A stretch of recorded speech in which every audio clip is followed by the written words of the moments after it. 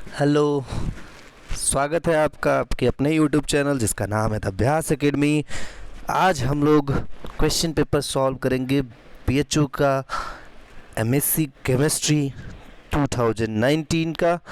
तो स्टार्ट करते हैं पहले क्वेश्चन से। देखिए, पहला क्वेश्चन पूछा है यहाँ पे कि D और L before the name of glucose indicate. तो D और L का जो कैपिटल D कैपिटल L है वो कॉन्फ़िगरेशन को डिनोट करता है। तो इसमें एक ऑप्शन यहाँ दिया हुआ है, पहला direction of plane direction of rotation of polarized light दिया हुआ है।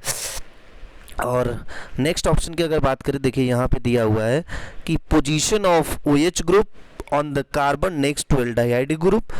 Now, position of OH group on carbon next to primary alcoholic group, position of OH group on methylene group। देखिए, सीधा सिंपल से बात है। जब हम लास्ट बोलते हैं ना कि यहाँ पे कि CH2OH लास्ट में रहता है, तो उसके ऊपर वाला पेनल्टीमेट कार्बन के OH ग्रुप, जो पेनल्टीमेट कार्बन मतलब सेकंड लास्ट कार्बन होता है, उसके कार्बन के OH ग्रुप के डायरेक्शन को दर्शाता है कौन? D और L।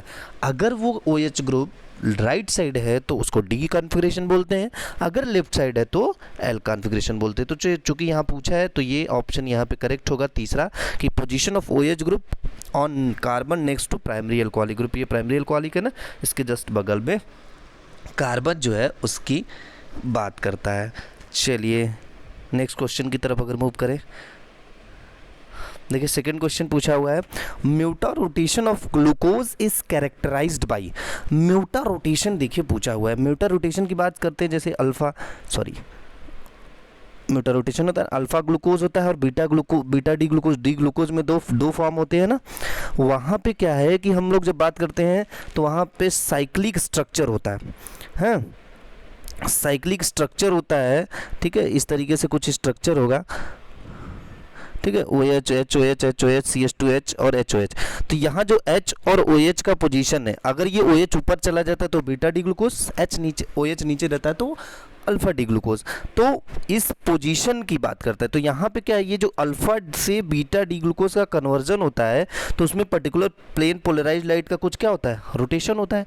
वो रोटेशन को क्या करता है, रोटेशन ही, जैसे बात करते हैं कि अल्फा का तो 117 डिग्री और बीटा करें तो 19 डिग्री, तो इसका एक पर्टिकुलर एक इक्विलिब्रियम होता है, 53 सब डिग्री होता है, लगभग 52.7 डिग्री।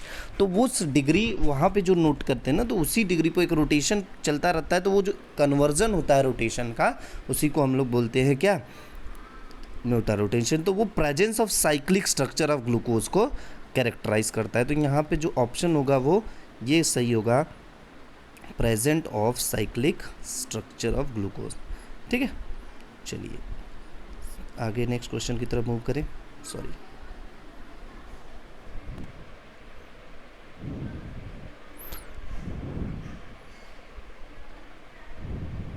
देखिए नेक्स्ट क्वेश्चन पूछा है, mesitylene can be obtained by polymerization of. तो मेसिटाइलिन का जो पॉलीमराइजेशन होता है वो प्रोपाइन से बनता है। कैसे बनता है, देखिए C होता है, CH नहीं होता है, C होता है,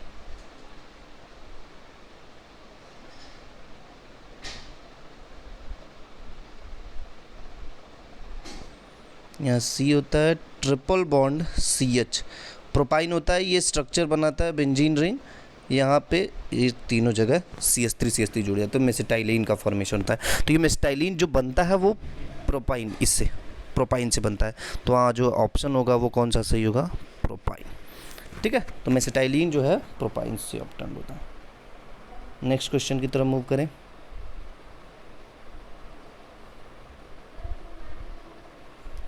देखिए ये एक इम्पॉर्टेंट क्वेश्चन पूछा है, आर्यस नॉमेनक्लेचर से रिलेटेड क्वेश्चन है भैया। ये बड़ा इंपॉर्टेंट क्वेश्चन है, इससे रिलेटेड क्वेश्चन आपको आता है, ठीक है। यहाँ देखिए क्वेश्चन में दे दिया है ना कि ऊपर का क्या है, यहाँ पे COH है ऊपर और नीचे एक कार्बन दिया है, ठीक है, बगल में NH2 दिया हुआ है, ठीक है, उसके नीचे कार्बन है, यहाँ NH2 है, यहाँ H है। तो हम लोग आरएस नॉमेनक्लेचर निकालते समय क्या करते हैं, नंबरिंग डिसाइड करते हैं, ठीक है, उसके मॉलिक्यूलर वेट के अकॉर्डिंग।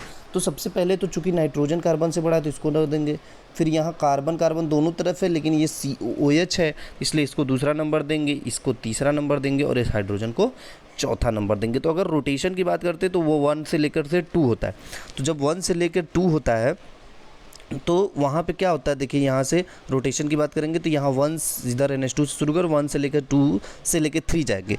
तो जो रोटेशन होगा वो आएगा क्या, R, लेकिन चूँकि H जो है देखिए वो हॉरिजॉन्टल प्लेन पे है, तो हॉरिजॉन्टल प्लेन पे जब रहता है तो आपको ट्रिक पता है कि उसको उल्टा करना पड़ता है। सीधे सीधे आप क्या करिए, R को क्या कर दीजिए, सॉरी रोटेशन यहाँ पे एंटी क्लॉकवाइज है ना, गड़बड़ हो रहा है ना, एंटी क्लॉकवाइज रोटेशन हो रहा है। देखिए इधर से इधर की तरफ जा रहा है ना, तो रोटेशन क्या होगा, चूँकि यहाँ 1 है, यहाँ 2 है, यहाँ 3 है, तो रोटेशन दिखा रहा है क्या, 1 एंटी क्लॉकवाइज, तो वो S हो रहा है, तो उसका अपोजिट होगा R, क्योंकि वो H जो है चौथे पोजीशन वाला वरीयता क्रम वो कहाँ है, हॉरिजॉन्टल प्लेन पे, तो उसका अपोजिट हो जाएगा, R हो जाएगा।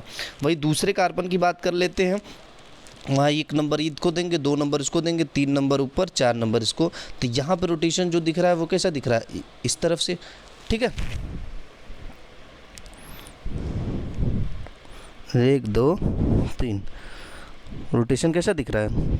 यहाँ पे भी अगर हम बात करें ऊपर, चलो इसको मिटा देते हैं, यहाँ पे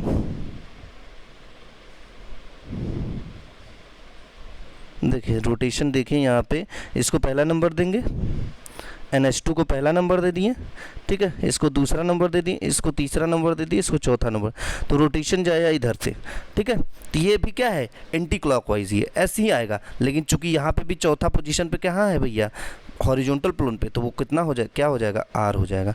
तो यहाँ R हो जाएगा, तो इस R को ध्यान देना है कि भैया ये जो है R और R, पहला वाले भी R था, दूसरा वाला भी R था, इसलिए जो कॉन्फ़िगरेशन होगा वो R R का कॉन्फ़िगरेशन होगा, ठीक है। चलिए नेक्स्ट क्वेश्चन की तरफ मूव करें।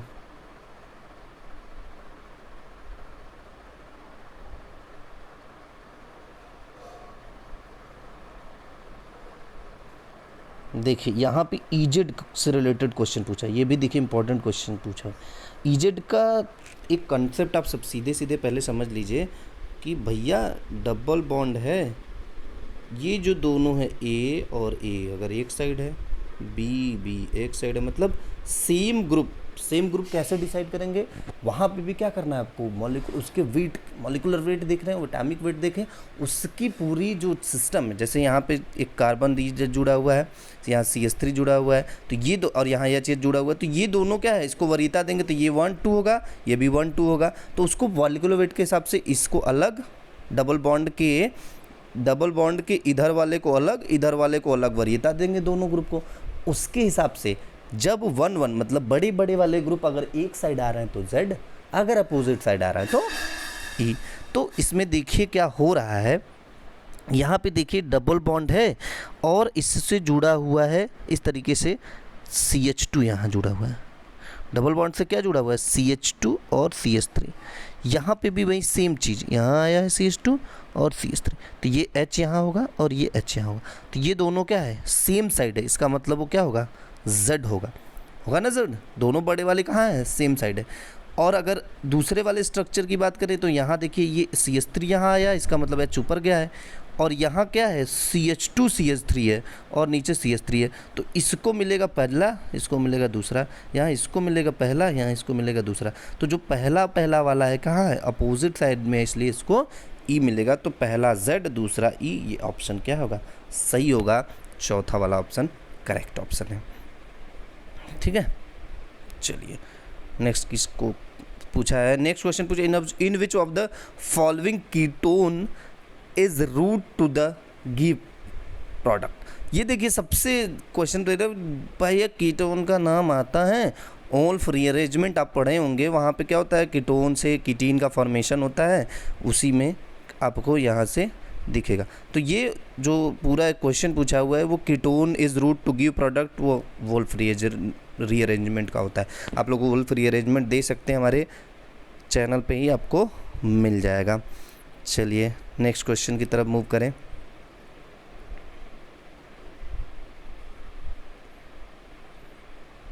देखिए इसमें बहुत सारा ऑप्शन, बेंजीडीन, हाफमैन, बैकमैन, सब आपको अरेंजमेंट मिल जाएगा। ये देखिए इतना सिंपल क्वेश्चन पूछा हुआ है, यहाँ पूछा है ना कि क्या है ये, पहला और दूसरा आपस में क्या है, तो आपको क्या करना है, यहाँ पे रख देना है मिरर। क्या रख देना है, मिरर। मिरर रखिए और देखिए क्या दोनों अपोजिट है, उल्टा एकदम दिख रहा है, बिल्कुल भैया इसको लेकर के जैसे लग रहा है एकदम उल्टा। मिरर इमेज बन रहा है, क्या बन रहा है, मिरर इमेज बन रहा है। साथ में ये क्या है, इसको यहाँ पे करेंगे तो ये सुपर इम्पोज नहीं करेगा, सुपर इम्पोज नहीं करेगा। और जब सुपर इम्पोज नहीं करता है मिरर इमेज, तो वो आपस में क्या होते हैं, इनेंशियोमर्स होते हैं, जिनको ऑप्टिकल एक्टिव कंपाउंड बोलते हैं। तो यहाँ पे ये दोनों आपस में क्या है, इनेंशियोमर्स है। चलिए नेक्स्ट क्वेश्चन की तरफ मूव करें। ये देखिए क्वेश्चन बहुत बड़ा अच्छा क्वेश्चन पूछा हुआ है। पूछा है ना, quinoline on oxidation with KMnO4 gives. Quinoline का जब ऑक्सीडेशन कराते हैं इस तरीके से स्ट्रक्चर होता है, ठीक है, यहाँ क्विनोलिन का स्ट्रक्चर होता है, ये इसका ऑक्सीडेशन KMnO4 से कराते हैं ना, तो ये अलग निकल जाता है, तो इसका बन जाता है थैलिक एसिड। इस तरीके से स्ट्रक्चर कुछ बन जाएगा, COH, ठीक है। और इसके साथ साथ जो है ना पिरिडीन का डाइकार्बोक्सिलिक एसिड बनता है, तो वो डाइकार्बोक्सिलिक एसिड यहाँ COH और यहाँ COH, जहाँ से वो ब्रेक हुआ रहता है वहीं पोजीशन पे जाता है। तो ये पहला, ये दूसरा और ये तीसरा, तो जो कार्बोक्सिलिक एसिड आ रहा है वो कहाँ आ रहा है, दूसरे और तीसरे पोजीशन पे। तो यहाँ जो बनता है वो पिरिडीन, यहाँ पे ऑप्शन चूँकि थैलिक एसिड तो दिया नहीं, पिरिडीन से रिलेटेड सब दिया हुआ है, तो COH और COH।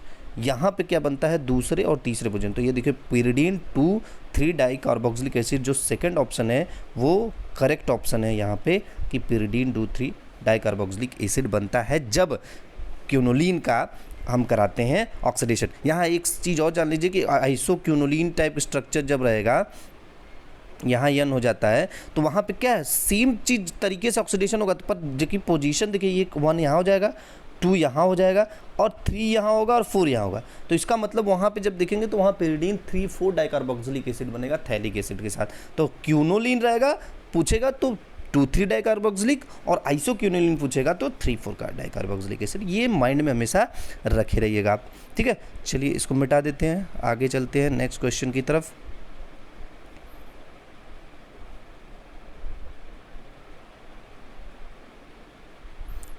देखिए ये क्वेश्चन पूछा हुआ है, malachite green dye belongs to. भैया एकदम सिंपल क्वेश्चन पूछा हुआ है, मैलेकाइट ग्रीन। अब जो अगर मैलेकाइट ग्रीन का खाली स्ट्रक्चर याद होगा, इस तरीके से स्ट्रक्चर लगभग होता है, C होता है बीच में, यहाँ एक और रिंग होता है, एक यहाँ और रिंग होता है, और ये CH होता है, ठीक है। तो ये ट्राईफिनाइल मीथेन टाइप का, तो इसको ट्राईराइल मीथेन डाइज कहते हैं। ये जो पूरा इसका ग्रुप होता है ट्राईराइल मीथेन डाइज होता है, कौन, मैलेकाइट ग्रीन। तो इसका ऑप्शन देखिए यहाँ पे ट्राईराइल मीथेन डाइज लिखा हुआ है यहाँ, तो इसको ऑप्शन ये सही होगा, मैलेकाइट ग्रीन। ये सब तो स्ट्रक्चर आपको माइंड में याद करने पड़ेंगे।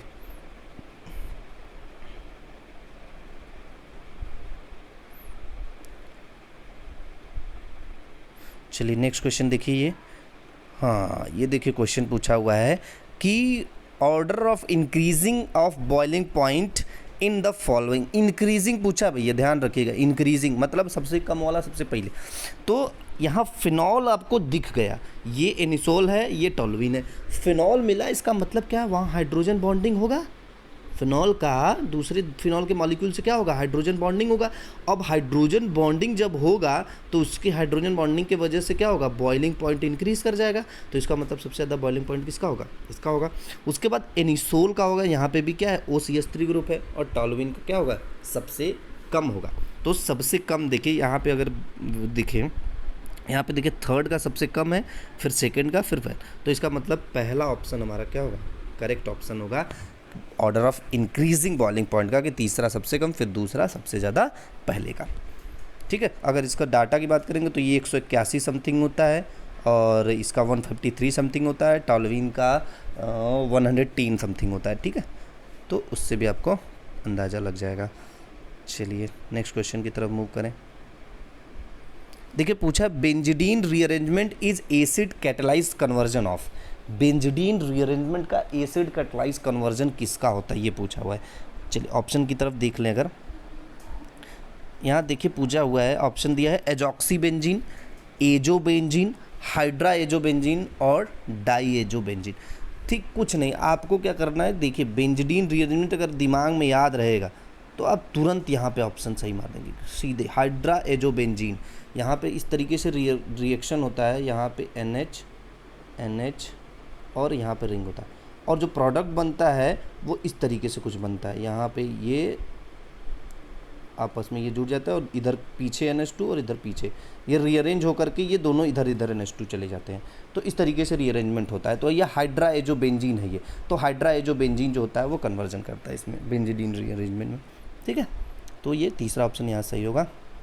नेक्स्ट क्वेश्चन देखें। अगर देखिए ये क्वेश्चन देखें यहाँ पूछा हुआ है, अगर आप देखेंगे तो which one undergo Baeyer Villiger oxidation, Baeyer Villiger oxidation गया है इसमें ऑप्शन में दे दिया dialkyl ketone, diaryl ketone, aliphatic aldehyde, ये एलिफेटिक अल्कोहल, ये नहीं होता है, बाकी सब देता है। तो इसमें नोट करके अगर क्वेश्चन पूछता तो ज़्यादा बेटर था, पर अगर इसमें ऐसे क्वेश्चन करके पूछा, इसका मतलब ये रॉन्ग क्वेश्चन यहाँ दिया हुआ है BHU के पेपर में, तो ऑप्शन में ठीक है। तो नॉट अगर करके क्वेश्चन पूछा तब तो ठीक है, आपको कीटोन भी देता है, ये डाइराइल कीटोन भी देगा, एल्डिहाइड्स देते हैं, पर ये एल्कोहल्स नहीं देते हैं। ठीक है, तो तीनों ऑप्शन ऊपर का सही है। इसका मतलब इसमें अगर नोट करके दिया तब तो ठीक है, नहीं तो आपको ये समझ लेना कि ये रॉन्ग क्वेश्चन दिया हुआ है।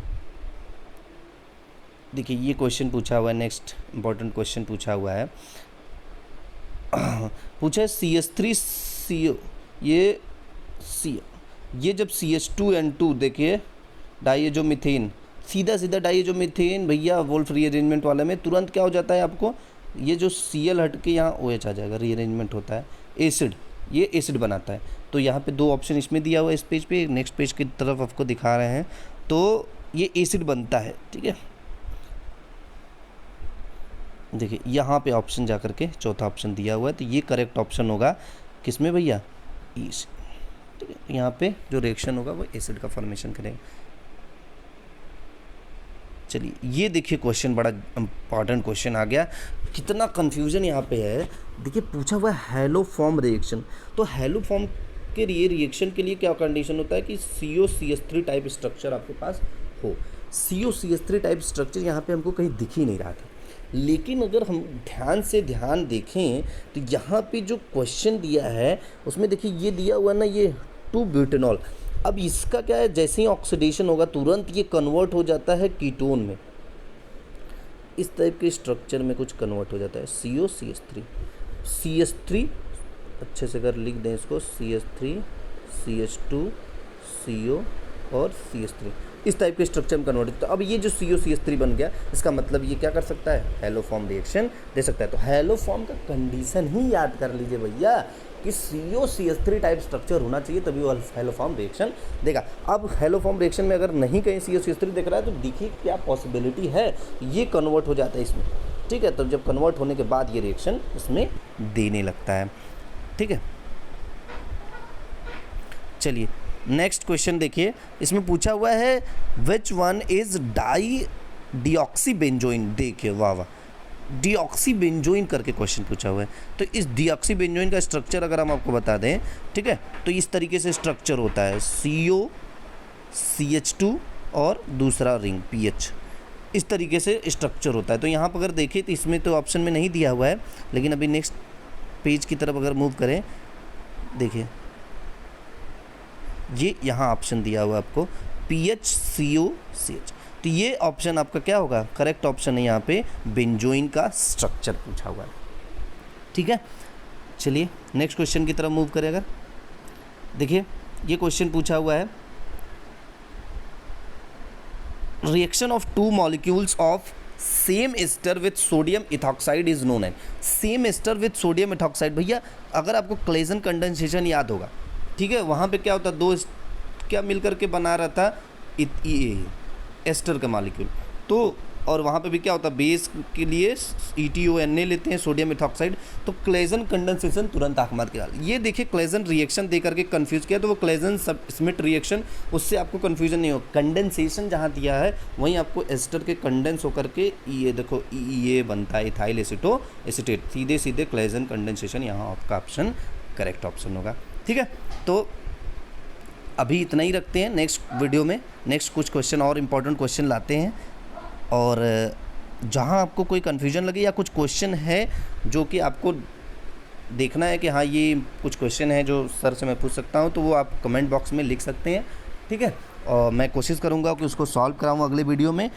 और आप लोग क्या काम करिए, खूब लगे मन से लगा के खूब दबा के पढ़ाई करिए और अच्छी जगह पे एडमिशन लीजिए। CUET अब कंबाइंड है आप लोग का, कई सारे यूनिवर्सिटीज़ ऑप्शन में है। ठीक है, तो चलिए अभी के लिए इतना ही रखते हैं, नेक्स्ट वीडियो लाते हैं नेक्स्ट और इम्पॉर्टेंट क्वेश्चन के साथ। तब तक आपको क्या काम करना है, खूब मन लगा के पढ़ाई करनी है और क्वेश्चन पे क्वेश्चन धड़ाधड़ सॉल्व करते रहना है, और वीडियो को थोड़ा लाइक करना है, चैनल को सब्सक्राइब करना है अगर नहीं किए तो, और शेयर ज़रूर करना है ताकि दूसरे लोगों के पास भी पहुँचे। चलिए, थैंक यू सो मच।